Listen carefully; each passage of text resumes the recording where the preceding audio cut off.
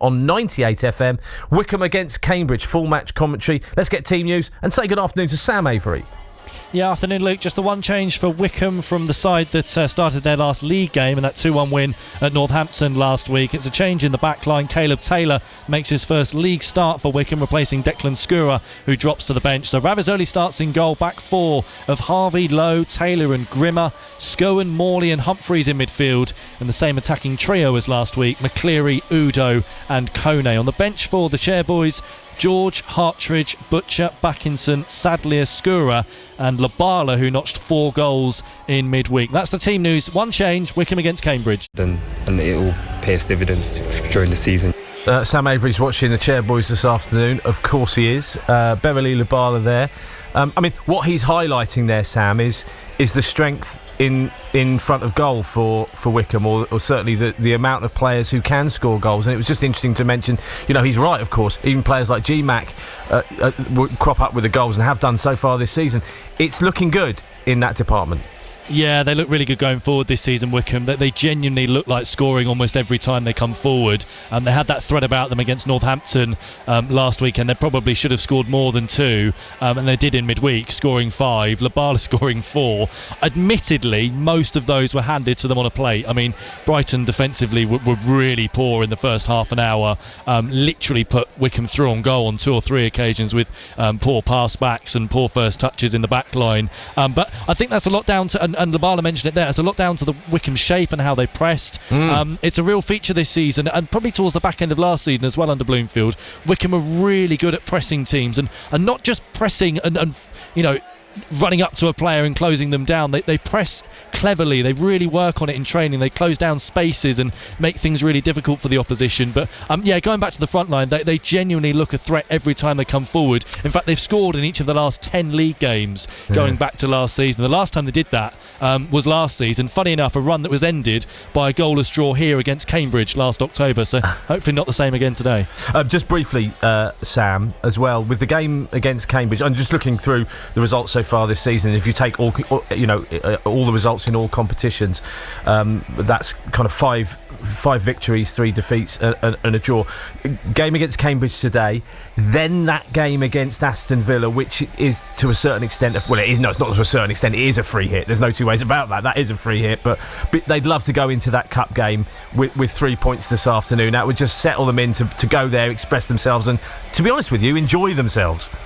Yeah, and I think there's a real licence to do that as well. They've already caused one sort of upset in the League Cup by beating Swansea City away from home in round 2. So there's a real chance to just enjoy the occasion against Aston Villa on Tuesday night. There's a real buzz about the place too, and they'd want to go there, on a nice run. They could go 6 unbeaten today if they avoid defeat going into that one. So yeah, in good form to come up against one of the best sides in England at the moment. Obviously a Champions League side this season in Aston Villa. Now McCleary's in behind for Wycombe. The flag stays down, he's through. He's 1-on-1, Gareth McCleary, and it's in off the post. Cambridge's backline just completely switched off. Gareth McCleary ran through, had acres of space, and finished in off the post. His second of the season. It's Wycombe who lead by a goal to nil. A rare chance to come forward here. Andrews cross into Nlundulu, turns and scores. Cambridge's first chance. The ball into the box, brought down by Nlundulu, controlled off his chest, turned and found the bottom corner. It's 1-1. Scowen flicks it down the line to McCleary, only Labala in the middle, and he's trying to find Grimmer instead. Might break for Humphreys, and he's drilled it in for Wycombe.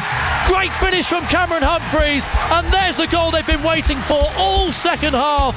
And with 4 minutes to go, Wycombe lead by 2 goals to 1. Into League One, Wycombe against Cambridge. Sam Avery.